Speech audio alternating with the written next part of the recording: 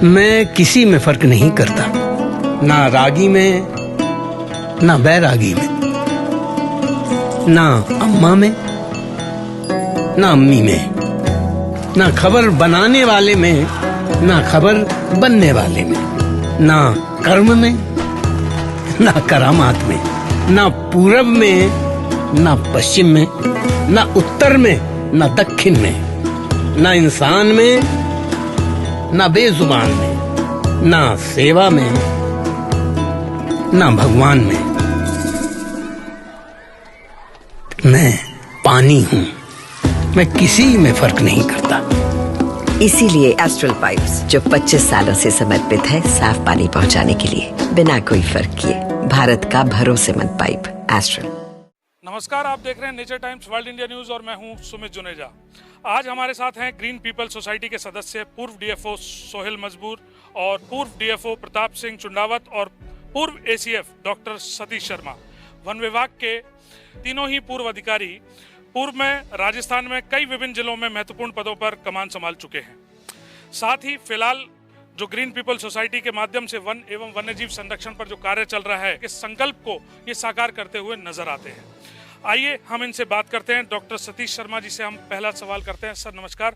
Sir, जैसा कि green people society जो है, आप इसमें थोड़ा सा बताएं सर कि जो ग्रीन पीपल सोसाइटी का उद्देश्य क्या है और क्या क्या कार्य इसके माध्यम से संपादित किए जाते हैं एवं कौन कौन से इसके सदस्य हैं, जरा विस्तार से समझाएं। जो ग्रीन पीपल सोसाइटी है, इसकी स्थापना 18 फरवरी 2020 को इसको हुई और हम लगभग अपना 4 साल का कार्यकाल पूरा कर चुके हैं।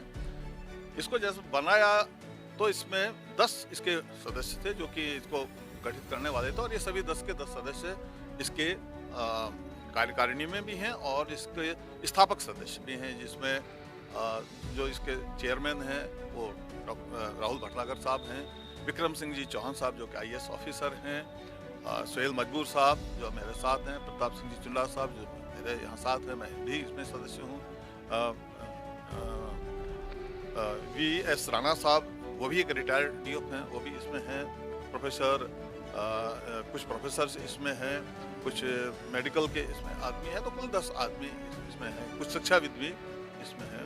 10 इसके मानद सदस्य हैं, जिसमें एक तो गवर्नर साहब, पूर्व गवर्नर साहब भी हैं, IAS ऑफिसर भी हैं और बड़ी बड़ी विभूतियाँ, जैसे बॉम्बे इंडस्ट्रियल सोसाइटी के जो एक्स डायरेक्टर हैं डॉक्टर असदार रहमानी साहब हैं, प्रसिद्ध वैज्ञानिक डॉक्टर गोपी सुंदर साहब इसमें हैं, पूर्व चीफ सेक्रेटरी राजस्थान सरकार सलाहुद्दीन अहमद साहब इसमें हैं, WWF के CEO रवि सिंह जी हैं। तो इस तरह 10 ऐसी बड़ी बड़ी विभूतियाँ ये हमारे मानद।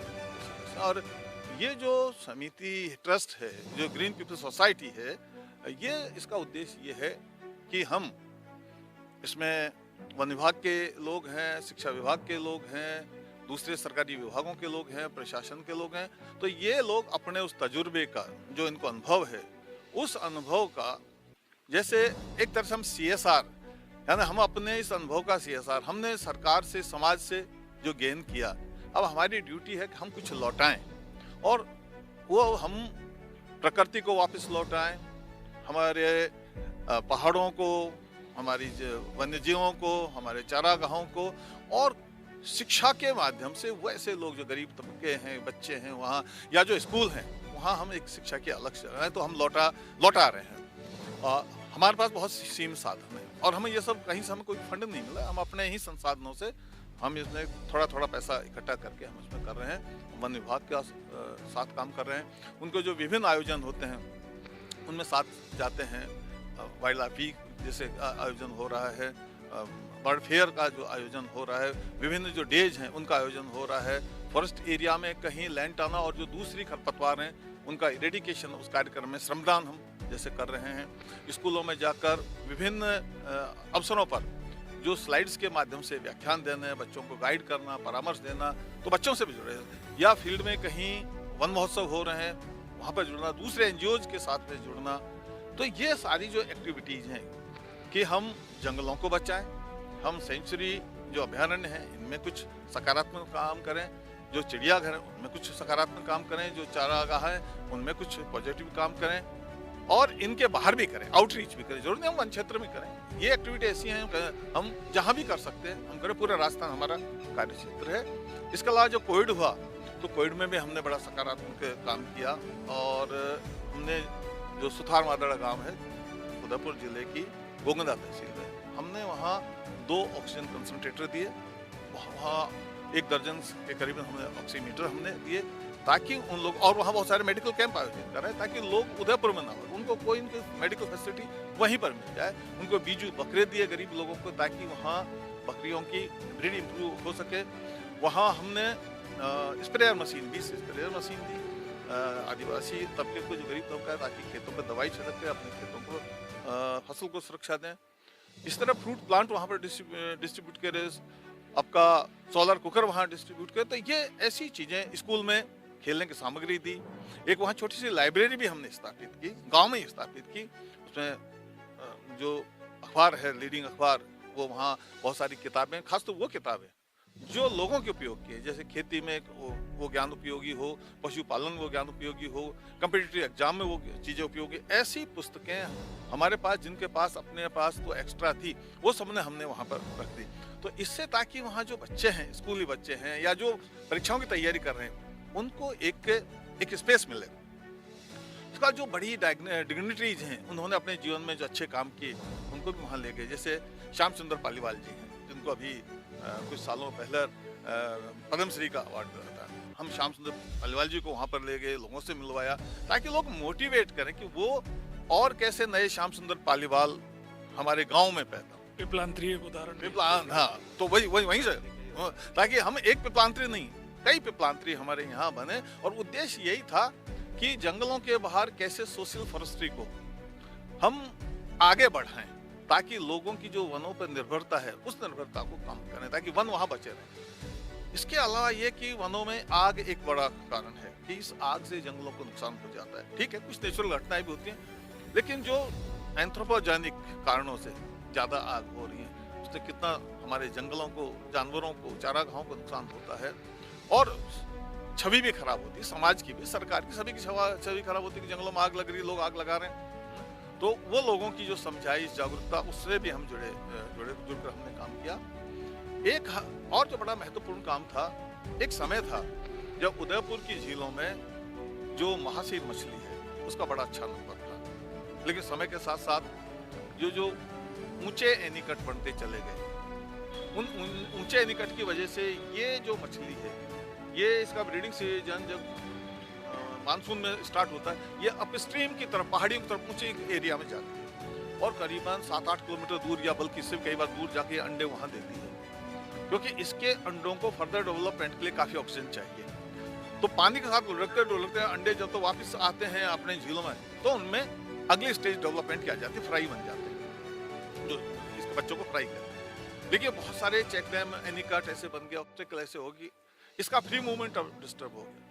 और कई जगह जहाँ सड़कों का जाल बना है, वहाँ कलवर्ट के पास लोग पहली 1-2 वर्षा बैठ जाते हैं, और जब ये मछली अपस्ट्रीम में जाती है अंडे देने के लिए, ये वहाँ उसका शिकार करते हैं। तो अंडे देने के लिए, ब्रीडिंग करने के लिए मछली जा रही, उस समय इसका रास्ते में शिकार हो जाता है। जब अंडे नहीं देंगे तो अगली जनरेशन कहाँ से आएगी? तो ये 2 बड़ी चीज़ें थी कि इसका अपस्ट्रीम में जो ब्रीडिंग साइट थी वो डिस्टर्ब हुई, शिकार हो रहा था, तो इसको कैसे कम किया जाए। तो इस मछली के कंजर्वेशन के लिए भी हम लोग सक्रिय हैं, और जो हमारा हाई कोर्ट है उसकी भी डायरेक्शन है, वन विभाग भी इसमें बड़ा सक्रिय ध्यान दे रहा है, और बड़ी जो तालाब है इसको बड़ी कंजर्वेशन रिजर्व बनाया। तो महासीर मछली को बचाने के लिए एक बहुत अच्छी ये पहल हुई है। तो इस महासीर मछली के कंजर्वेशन में भी हम लोग जो है सहयोग कर रहे हैं। तो ये हमारी कुछ छोटी एक्टिविटीज़ हैं जिसके माध्यम से हम ये कोशिश कर रहे हैं कि हम वन विभाग के सहयोगी बने, हम उन एनजीओज के सहयोगी बने जो पर्यावरण संरक्षण में, वन संरक्षण में, वन जीव संरक्षण में, वन जीव रेस्क्यू में जो अपनी भूमिका निभाना चाहते हैं, निभा रहे हैं, उनके सहयोगी बने। हम उन स्कूल, कॉलेज उनके सहयोगी बने जहाँ पर्यावरण से संबंधित मुद्दों पर बच्चों में जागरूकता लाने की जरूरत है। हम उन स्कूलों, कॉलेजों में जाके उनके साथ भी जुड़ के ये काम करते हैं, दूसरे एनजीओज के साथ भी जुड़ के हम काम करते हैं। तो हमारा उद्देश्य यही है कि हम जो अपना कंट्रीब्यूशन राजस्थान को हरा भरा करने का, उदयपुर को हरा भरा करने और यहाँ के पर्यावरण को संरक्षित करने के लिए हम अपना योगदान दें, यही हमारा उद्देश्य है। बिल्कुल सर। प्रताप जी, जैसे कि ग्रीन पीपल सोसाइटी जो है वो एक इवेंट चलाती है पैडल टू जंगल, उसके बारे में क्या कहेंगे कि क्या इवेंट होते हैं उसमें, किस तरीके के कार्यक्रम होते हैं सर, प्लीज आप बताने का उसमें। पैडल टू जंगल के हमने 7वां संस्करण अभी आयोजित किया, मतलब कुल मिला के 7 बार हमने इसको आयोजित कर लिया है। इसमें मेन उद्देश्य है यहाँ के पूरे भारतवर्ष से इसमें जो साइकिलिस्ट हैं पार्टिसिपेट करते हैं और एक 3 दिन का कार्यक्रम होता है। इसमें मेन उद्देश्य है इको टूरिज्म को बढ़ावा देना और दूसरा पर्यावरण संरक्षण को भी जागरूकता पैदा करना, और जो साइकिलिस्ट आते हैं बाहर से उसको अरावली का साउथ राजस्थान जो सदर्न राजस्थान है इसके जंगलों से रूबरू कराना, ये मुख्य उद्देश्य यही है इसका। सर सोहेल मजबूर साहब के पास मैं जाऊंगा। सोहेल मजबूर साहब, मैं एक चीज़ पूछना चाहूँगा कि जो सोसाइटी आपकी जो है ग्रीन पीपल सोसाइटी जो है, इसके माध्यम से एक तालाब जो है सुथार मात्रा, ये गोद लिया गया था सर, इसमें अभी तक वहाँ संरक्षण के क्या क्या कार्य किए गए हैं और इसके पीछे उद्देश्य क्या है सर? आपने पूछा सुथार मादड़ा से, तो सुथार मादड़ा जीपीएस सोसाइटी का गोद लिया हुआ एक गांव है जो गोगुंदा पंचायत समिति में है।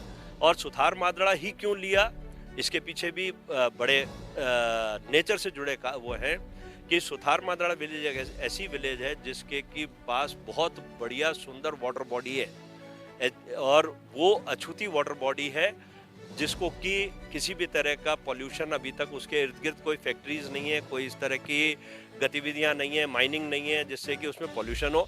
तो उसको हमने बर्ड्स के लिए किस तरह से वापस उसमें मछलियों का उत्पादन उसमें करवा के डाल के फिशलिंग्स डाल के उसको तैयार कराने के लिए हमने उसमें 1 लाख मछलियां उसमें छोड़ी उस पॉन्ड के अंदर, ताकि धीरे धीरे बर्ड टूरिज्म को हम वहाँ पे एक तरह से बढ़ावा दे सकें। और जो हमारा अभी जैसे प्रताप सिंह जी ने फरमाया कि साइकिल जो एपिसोड हम करवाते हैं, साइक्लोथॉन कराते हैं, वो भी हम पूरा ट्रुप वहाँ ले जाके और उनको वहाँ से घुमाते हुए ले जाते हैं ताकि वो इस तरह की गतिविधि को आगे तक फैलाने का कार्य अपने टूर में करते हैं। तो ये सब चीज़ें क्या है, एक दूसरे से जुड़ी हुई हैं। हमारी गतिविधियाँ बहुत सारी हैं। विलेज सुथार मादड़ा को उठाना, उसमें सबसे पहले एजुकेशन का हमने इनपुट डाला। हमारे साथ शिक्षाविद भी हैं, हमने एजुकेशन के स्तर को बढ़ावा दिया। हमने वहाँ पे कॉम्पिटिटिव एक जो स्पिरिट होती है, बच्चों के अंदर भावना होती है, उसको जगाया। उनको बुक्स अवेलेबल कराई, उनको स्टेशनरी अवेलेबल कराई।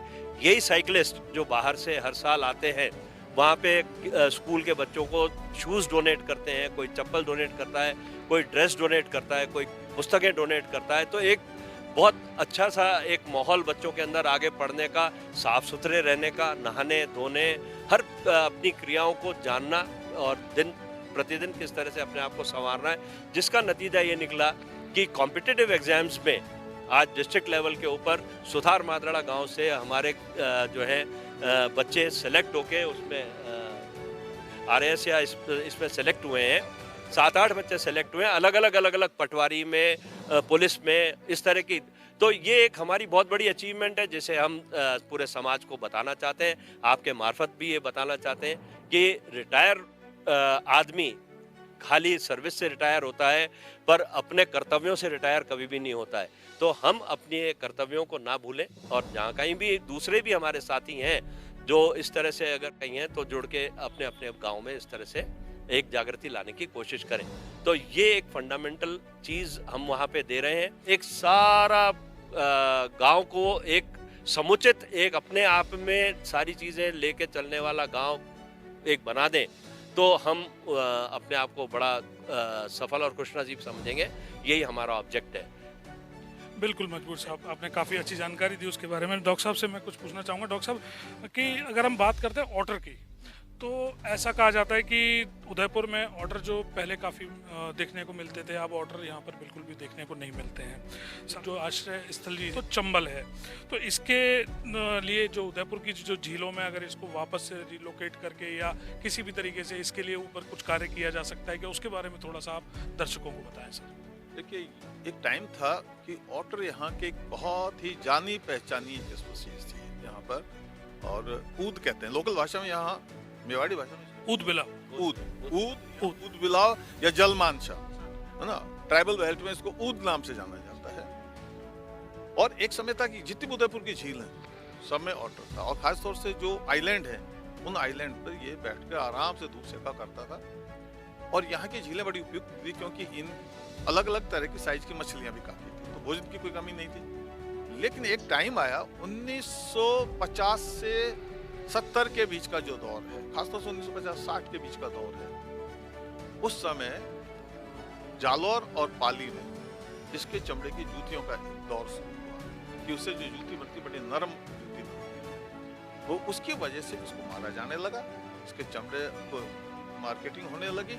लेकिन और ये सिलसिला जब तक वाइल्ड लाइफ प्रोटेक्शन एक्ट 1972 में आया तो एक्ट थोड़ा लेट हो गया, और उससे पहले इस चीज को यहाँ काफी नुकसान हुआ और ये करीब खत्म हो गया। दूसरी चीज, जब फिशिंग का कमर्शियलाइजेशन हुआ, ठेके होने लगे मछली को, तो ठेकेदारों ने इसको कंपटीटर मान लिया कि भाई ये तो मछली को खाता, हमारा नुकसान, आर्थिक नुकसान करता है।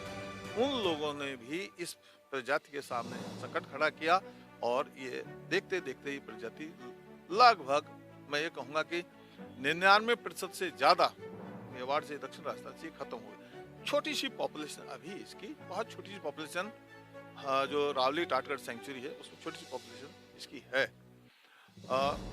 तो इसको बचाने की संभावना है क्योंकि हैबिटाट है, हैबिटाट में फूड भी है, और अब जागरूकता है, वन विभाग भी काफी जागरूक है, जनता भी जागरूक है।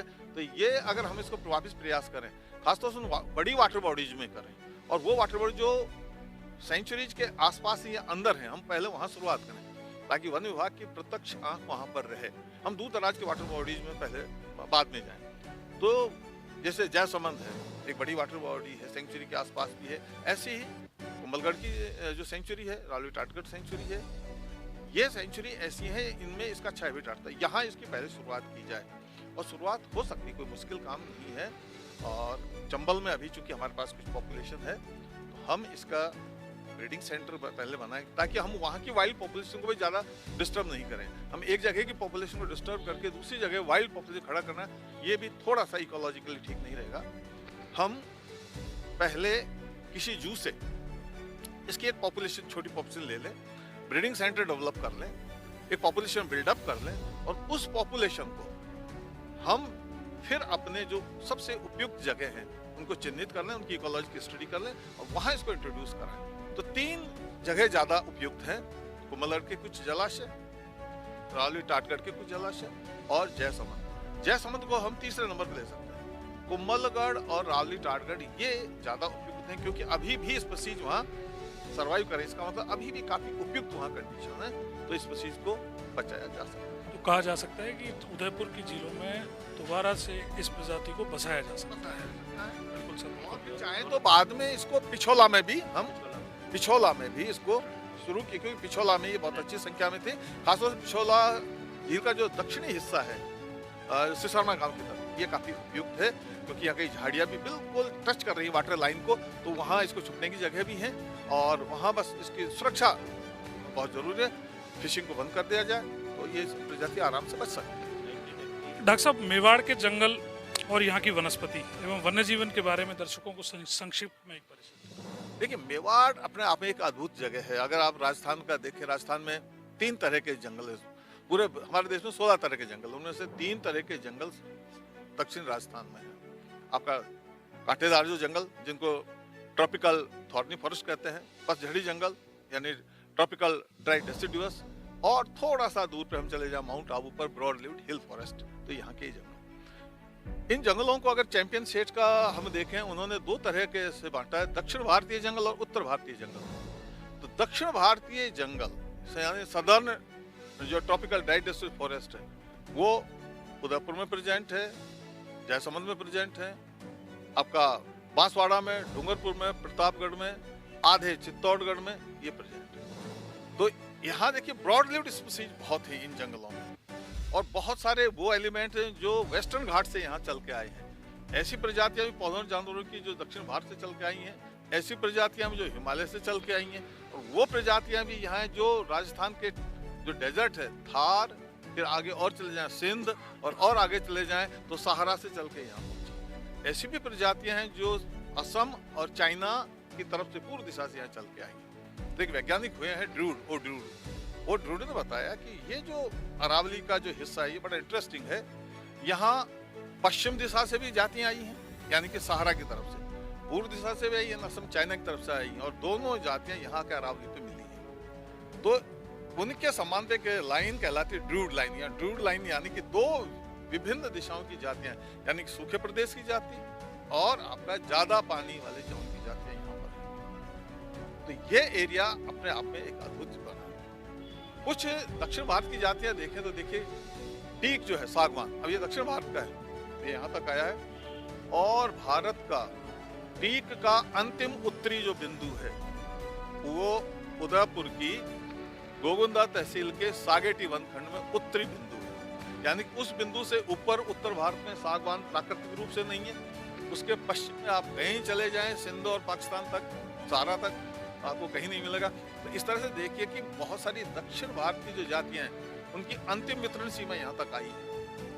तो ये जो जोन बना है ये प्राथमिक, इससे बहुत सारी देखिए आपको हिमालयन प्रजातियां, सोना सीलिएटा यहाँ कई जगह मिलेगा आपको। इस तरह आपका जो सेलिक्स है, सेलिक्स यहाँ माउंट आबू से लेकर, और यहाँ एक गांव है उदयपुर में वेरा का मठ, सेलिक्स को वेरा कहते हैं, बस उस गांव में है ही वेरा, वहाँ के नालों में वेरा उगता है। तो देखिए सेलिक्स का वेरा का मठ जो है वो यानी कि हाँ वेरा कहते हैं सेलिक्स को, तो सेलिक्स खूब है। और यहाँ की जो कल्चर में देखिए एनिमिज्म कितना ज्यादा हुआ है। यहाँ बहुत सारे आदिवासी इलाकों में गांवों के नाम या तो पेड़ों पे हैं या जानवरों पे है, और यहाँ तक कि आदिवासियों के गोत्र भी वृक्षों पे है, यानी जो टोटेमिज्म है। टोटेमिज्म का मतलब क्या है, कुछ लोग कैसा हम तो चंद्रवंशी हैं, सूर्यवंशी हैं, यहाँ के आदिवासी देखिए कि हम तो कुछ पेड़ों से पैदा हुए हैं। जैसे भूरिया गोत्र के जो आदिवासी हो वो कहते हैं हम भूरे सांप से पैदा हुए। भूरा सांप का मतलब आपका रेड स्नेक को नहीं मारता है। इसी तरह आपका कुछ अपना आपको डिंडू या इसका मतलब पानी का सांप, यानी कि आपका चैकर्ड कीलबैक, हम उससे पैदा हुए।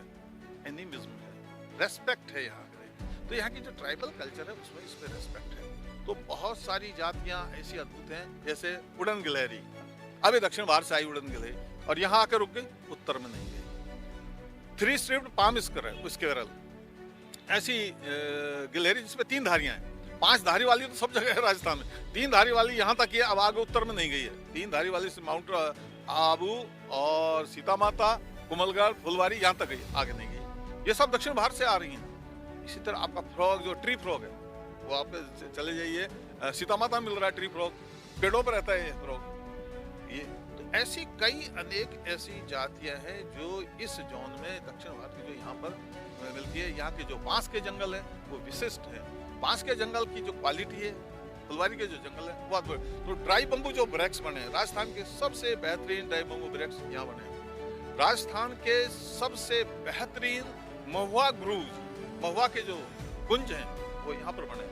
फुलवारी सेंचुरी में अगर आप चले जाएं, ये सब नेचुरल है, ये सब नेचुरल है। फुलवारी सेंचुरी में अगर आप जाएं तो आप देखिए डैया अम्बासा की तरफ अगर जाएं, ये बेल्ट देखिए आप, इतना बड़ा महुआ बेल्ट है। और एक और खास बात, राजस्थान से बाहर जो आदमी खड़े हैं वो सोचते हैं कि राजस्थान तो ड्राई स्टेट होगा, लेकिन यहाँ ऑर्किड हैं। यहाँ 20 जातियों के ऑर्किड मिल रहे हैं यहाँ पे दक्षिण राजस्थान में। कुछ ऑर्किड पेड़ों पे हैं, कुछ ऑर्किड जमीन पे हैं। तो ये ऑर्किड लैंड है। और सबसे अच्छा अगर कहीं आपको ऑर्किड देखना है तो 3-4 सेंचुरी हैं, माउंट आबू, फुलवारी और सीता माता। इनमें सबसे बेस्ट सेंचुरी है फुलवारी की नाल। और इस ऑर्किड्स को हाईलाइट करने के लिए ऑर्किड उत्सव मनाया था एक बार, ताकि लोग जान सकें कि राजस्थान में ऑर्किड उत्सव मन रहा है। यानी यहाँ ऑर्किड, और ऑर्किड जब फ्लावरिंग करता है यहाँ पर, ऑर्किड फ्लावरिंग करने लग जाता है जून से, तो जून से जुलाई तक की जो ऑर्किड फ्लावरिंग जब होती है यहाँ ट्रीज पे, तो देखने लायक होती है। आप देख एक महुआ पर लदे पड़े हैं ऑर्किड्स। तो जो ऑर्किड का जब फ्लावरिंग यहाँ होगा वो अपना, यहाँ भालू की बहुत अच्छी पॉपुलेशन है, भालू का एक पैंथर की बहुत अच्छी पॉपुलेशन है, चौसिंगा की बहुत अच्छी पॉपुलेशन है। कुम्भलगढ़ ले लीजिए, फुलवारी, सीता माता का तो सेंचुरी ऑफ 4 हॉर्न एंटीलोप कहा जाता है, क्योंकि वहाँ पानी बहुत है। वो एक ऐसी सेंचुरी है जिसमें पेरिनियल रिवर्स हैं, सारी साल बहने वाली नदियां हैं। लोग समझते हैं कि चंबल ही पेरिनियल है। आप कभी सीता माता में जाइए, आपको वहाँ 2-3 छोटी छोटी नदियां हैं। जाखम का बड़ा हिस्सा पेरिनियल है, करमोई का बड़ा हिस्सा वो पेरिनियल है, लगभग 12 महीने चलते 12 हैं। में। और उस पानी की ट्रांसपेरेंसी को देखिए, कोई पॉल्यूशन नहीं है। और फिर फर्न देखिए, माउंट आबू, फुलवारी, कुंभलगढ़ और सीता माता, 60 जातियों की फर्न है राजस्थान में। उनमें से 40 से 45 तरह की फर्न आपको इस सदर्न राजस्थान में। धौक की 5 जातियां हैं राजस्थान में। एक तो आम धौक जो पूरी अरावली में भरा पड़ा है, और वो है एनागेसिस पेंडुला, जिसको काला धौक कहते हैं। एक है सफेद धौक, एनागेसिस लैटिफोलिया। एक और धौक है एनागेसिस एक्यूमिनेटा। एक इंद्र धौक की 2 उपजातियां हैं, एनागेसिस सिरेसिया वैरायटी सिरेसिया, एनागेसिस सिरेसिया वैरायटी न्यूमिलेरिया। उदयपुर राजस्थान का वो शहर है जिसमें 5 धौक एक साथ मिलती है। अरे वाह।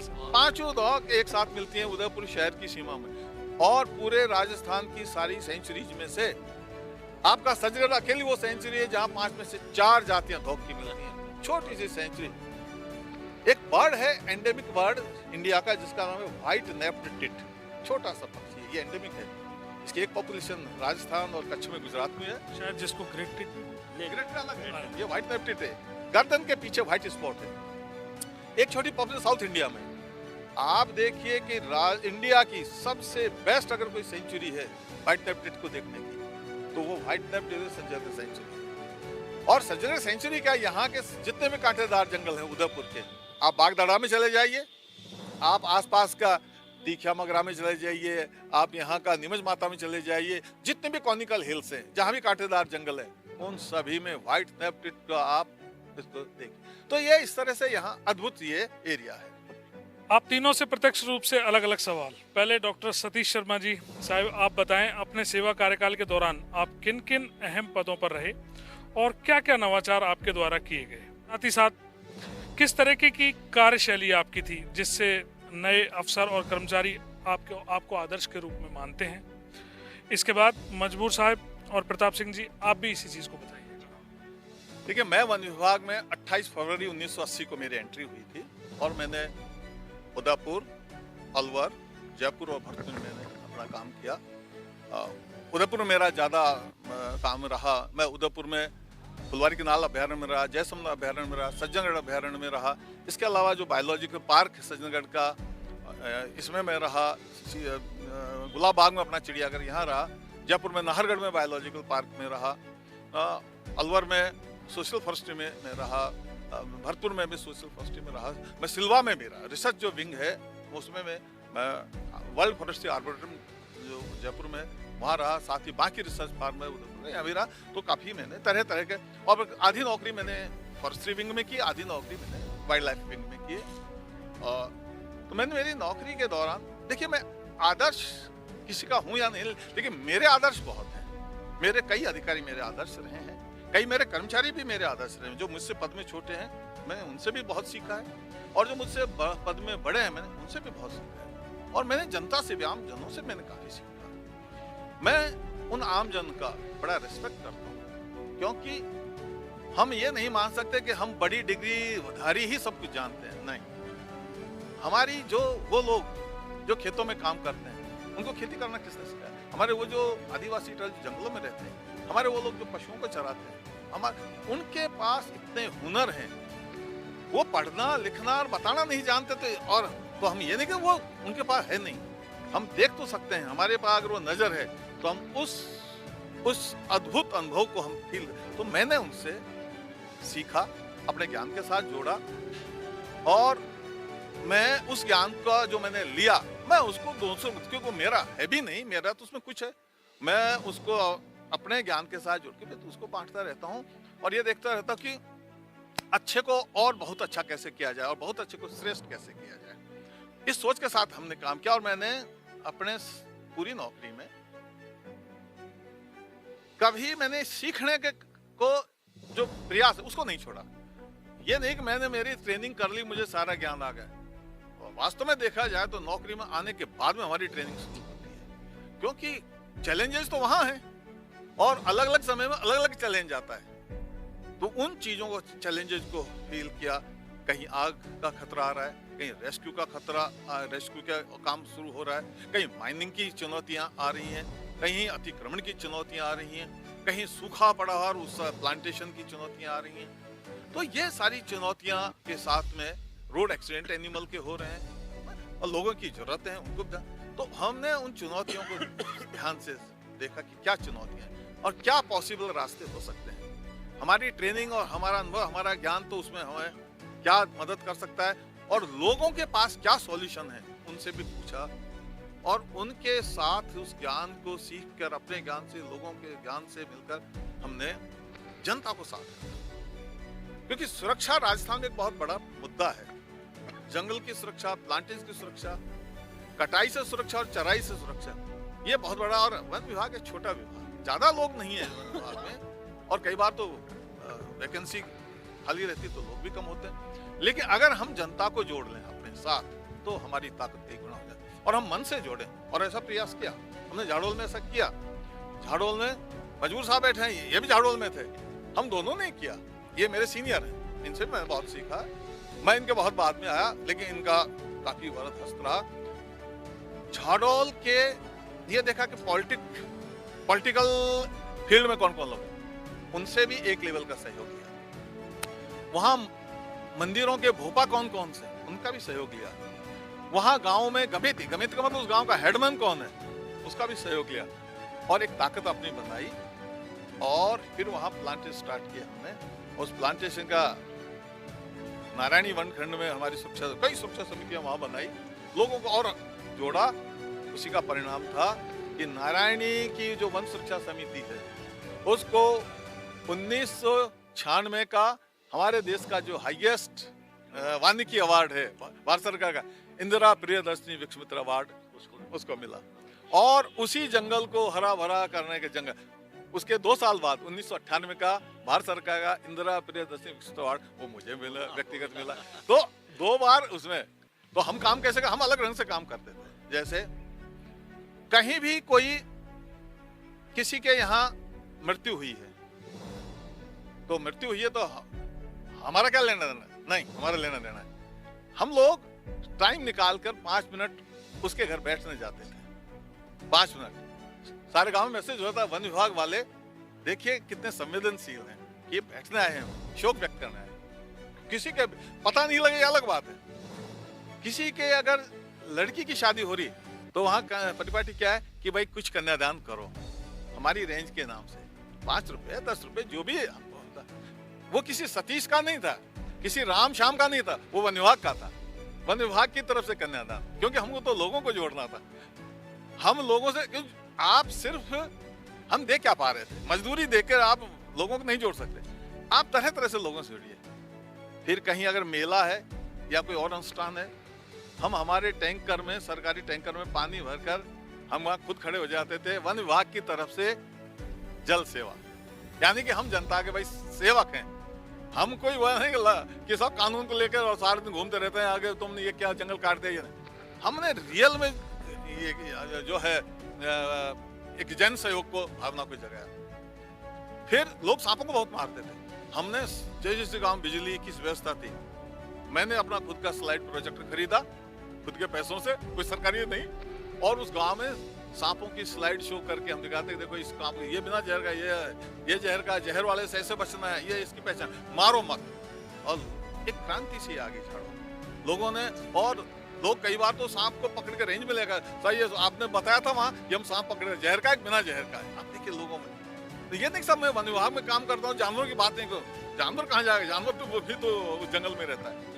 ये कहा जा सकता है कि मतलब अगर किसी भी वन और वन क्षेत्र को या वन्य जीवों के संरक्षण में संबंधित एरिया के आसपास की कम्युनिटी को साथ लेकर चलने से ही वनों का और वन्य जीवों का संरक्षण सकारात्मक दिशा में संभव है। भाई जो सामाजिक वाहन की है तो बिल्कुल सामाजिक तरह से जुड़िए, आप सरकारी तरह से मत जुड़िए कि साहब मेरे पास एक टारगेट है मुझे पूरा करना है भैया, नहीं। तो हम उसमें असलियत डालते थे, वास्तविकता डालते थे, लोगों के मन से जुड़ते थे। और हमारी रेंज में कोई भी गांव का आदमी आ जाता था, मैं उसको खड़ा होकर बात नहीं करता, कुर्सी पे बैठाते थे, उसको पानी पिलाते थे, तसल्ली, फिर उसकी बात सुनते थे। भाई हम कुछ नहीं कर सकते, नहीं दे सकते, सुन तो सकते हैं। आदमी इतनी दूर से आया पैदल से, हम उसकी पूरी बात और जो कुछ भी हो सकता था पूरा नहीं कर सकते थे, जो कुछ हो सकता था करने को कोशिश करते, उसको जो भी हो सकता। तो इससे क्या है कि हमारे जो रिलेशन थे वो बहुत अच्छे डेवलप हो गए।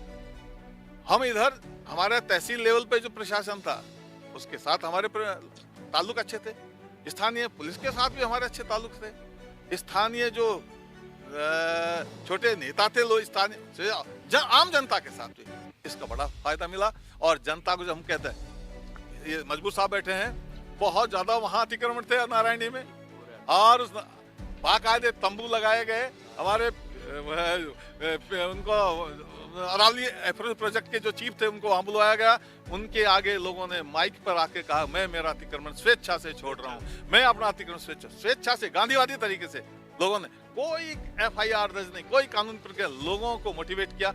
तो जब हम लोगों से जुड़ते हैं तो हम सफलता प्राप्त, तो हमने लोगों के साथ मिलकर काम किया, यही एक यहाँ की विशिष्ट बात थी।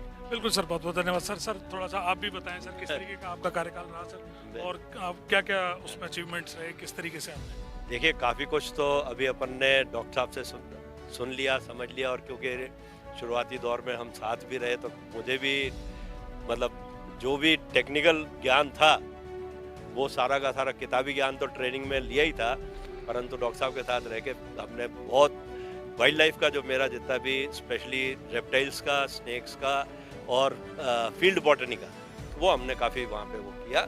और दूसरा सबसे इम्पोर्टेंट चीज़ जो मेरी अपनी फितरत और मेरी वो थी कि मैं प्रोडक्शन माइंडेड आदमी बहुत ज़्यादा था, तो मेरे को रात रात भर मेरे रेंज जो मेरा स्टाफ होता था उनकी 8-8 घंटे की ड्यूटी पे मैंने रोटेशन से वो बना रखी थी, और सारे के सारे रात भर गश्त किया करते थे, अपने हल्के की गश्त करते, और अगले दिन रिपोर्ट हमारे को ऑफिस में देते जिस पे सारा मनन होता, आगे की पूरी रणनीति वो होती थी। और जहाँ तक पॉसिबल हो सकता था हर जगह मैंने अपने मुखबिर सिस्टम जो था उसको बहुत मजबूत कर रखा था। तो मेरे को, मैं जब भी कहीं जाता था या मेरा कहीं भी फीलर होता था, वो मुझे आके कहीं ना कहीं बता जाता था कि फलानी गाड़ी, फलाने नंबर, ये तस्कर हैं, ये तस्करी करेंगे, या ये वन अपराध वन्य जीवों का शिकार करने वाले हैं, ये फलानी जगह पे शिकार करने जाते हैं, इन जीपों से जाते हैं। तो वो मेरा एक बहुत बड़ा एक जो स्पाइनेज कह लें, मेरा खुफिया तंत्र कह लें, वो बड़ा मजबूत था। तो मेरे को बड़ा इजी होता था हर चीज़ को पकड़ करना। और दूसरी चीज़ प्रोटेक्शन माइंडेड ये थी, जैसा कि आपको बताया कि हम एनक्रोचमेंट्स के ऊपर बहुत ज़्यादा संवेदनशील थे कि जंगल में किसी तरह के एनक्रोचमेंट नहीं हो। तो वो बाकायदा सभाएं, ग्राम सभाएं कर करके यहाँ तक कि उस टाइम पे जिला प्रमुख जो हुआ करते थे वो जिले के कार्य छोड़ के हमारे कार्यों में सम्मिलित होने में अपनी वो शान समझते थे कि इनके कार्यों में सम्मिलित होऊंगा तो गाँव में मेरी भी पूछ होगी। तो वो खुद आते थे और जिला प्रमुख और प्रधान और सब, और स्वेच्छा से सारे अतिक्रमण हम लोग खाली कराते थे, और बहुत अच्छे रूप में एकजुट होकर कार्य चलता था।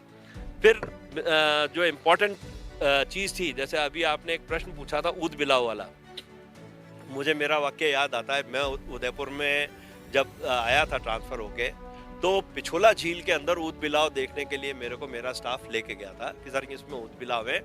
और 82 की बात है, 1982 की बात है, तब 82 के अंदर ऊद बिलाव खूब देखे मैंने इसमें। इसी तरह से रात को गश्त करते हुए जब आ रहे थे तो सुबह 6 बजे, 5:30-6 बजे फतेह सागर के अंदर करीब 15-20 बोरे भरे हुए जो है वो पड़े हुए थे, पर हम निकल रहे थे तो उसमें हरकत हुई। तो मैंने स्टाफ को रोक के पूछा, देखा, खोला तो उसके अंदर पानी के कछुए थे। तो मैंने कहा ये कौन कर रहा है? तो वो भाग गए हमारे को देख के। तो हमने उनको छोड़ के वापस पानी में उनको छोड़ा किया और कराया। तब से फतेह सागर की ऊपर चौकसी बढ़वाई, एक गश्त के लिए आदमी लगाए कि पानी के कछुए भी, क्योंकि लोगों को पता ही नहीं था। और मज़ेदारी की बात क्या हुई कि जो पढ़े लिखे अच्छे कुछ लोग वहाँ से निकल रहे थे, तो वो मुझे कहते हैं कि साहब आप इसको क्यों छोड़ रहे हो, ये तो अच्छा है, इसकी सफाई कर रहे हैं लोग बाग, जो ये गंदे जानवर इसमें से निकाल के और बाहर लेके जा रहे हैं। अवेयरनेस की कमी, कैसे इसकी कमी थी। और जबकि वो पढ़े लिखे थे, फिर उनको हमने समझाइश की, फिर सारे उन पीछे फतेह सागर के ऊपर उनका संरक्षण का काम भी उस टाइम पे करवाया। परंतु आज धीरे धीरे कई वर्षों में उसमें पानी के कछुए भी खत्म हो गए, ऊद बिलाव भी जैसे बताया, चमड़े उसकी जूतियां बनने लगी, वो भी खत्म हो गए। But now man is never late, जैसे कहते हैं, ज़िंदगी में कभी देरी होती नहीं है। तो हम अभी भी अगर शुरुआत कर सकते हैं तो जैसे डॉक्टर साहब ने सुझाया है, हम कहीं से भी लाके 2-4 जोड़े ऊद बिलाव के अगर पिछोला में छोड़ते हैं तो उसकी जो वाटर शोर की लाइनिंग है वो अभी भी वैसी झाड़ियाँ हैं, कमल की झाड़ियाँ हैं, दूसरी झाड़ियाँ हैं जिसमें वो सरवाइव करके अपना कुनबा बढ़ा सकते हैं। And it will be a beautiful sight for Udaipur. Tourist के ऊद बिलाव यहीं देखने को मिल जाएं। और पानी के कछुए बास्किंग किया करते थे छोटे छोटे टीलों के ऊपर आके, और इतने सुंदर लगा करते थे। तो स्वरूप सागर है, फतेह सागर है, तो ये छोटे छोटे झीलें जो हैं इनको अगर पानी के कछुओं से वापस आबाद कर दिया जाए तो ये एक और एडेड हो जाएगा। इसी तरह से मैं चित्तौड़गढ़ जब डीएफओ रहा तो सीता माता सेंचुरी के अंदर हमने चौसिंगा कंजर्वेशन प्लान जो है वो लागू किया, और जिसका ये नतीजा निकला कि धीरे धीरे एक साल के अंदर जहां हम लोगों को उसकी फाइंडिंग्स पगमार्क लेने पड़ते थे, वहाँ जगह जगह हमको उसका एक्सक्रीटा मिलना लग गया। और जो एनक्लोजर हमने 200 हेक्टर के बना के उनको सेफ गार्ड किया, उसमें पैंथर की आवक जो है वो आने लग गई, पैंथर के पगमार्क्स आने लग गए, और उनकी नई जनरेशन जो है वो हमको छोटे छोटे बच्चे देखने को वहाँ पे मिलने लग गए। तो ये एक बहुत अच्छा वो था कि सीता माता में ये चौसिंगा का प्लस ये इसमें अगर ऊद बिलाव का हो जाता है और फतेह सागर और स्वरूप सागर में पानी के कछुए हो जाएं तो बहुत सुंदर चीज़ एक उदयपुर को मिल जाएगी। बिल्कुल मजबूर साहब। प्रताप सिंह एक और छोटा सर मेरे बॉस चुंडावत साहब भी रहे फुलवारी वाइल्ड लाइफ सेंचुरी में। वहाँ ये मानते थे फुलवारी सिर्फ जो उड़न गिलहरी है वो सीता माता में आरामपुरा में ही और नहीं है। हमने आपके कार्यकाल में हमने एक के वहां से ज्यादा राजस्थान की सबसे ज्यादा अगर उड़न गिलहरी है तो वो फुलवारी की नाल वाइल्ड लाइफ सेंचुरी में, लेकिन किसी ने माना नहीं। फिर हमने उसको प्रूव किया और रिपोर्टिंग सबसे पहले हमने की और उसको ऑफिशियली यानी कि वो जर्नल में भी वो छपा। और आपके कारण में एक बहुत बड़ा अचीवमेंट हुआ कि एक और सेंचुरी नक्शे पे आ गई कि उड़न गिलहरी वहां भी है, उसके प्रणेता आप भी रहे। बिल्कुल प्रताप जी, आप भी आपका जो अनुभव है वो चैनल के माध्यम से दर्शकों के साथ शेयर कीजिए सर। बस मैं तो बड़ा संक्षिप्त में बताऊंगा कि मैं भी ज़्यादातर पूरे मेरे टेन्योर जो है वाइल्ड लाइफ में ही रहा है। जैसे रावली टाटगढ़ सेंचुरी, फुलवारी सेंचुरी, सीता माता, बस्सी, तो ज़्यादा अनुभव मेरा वही है।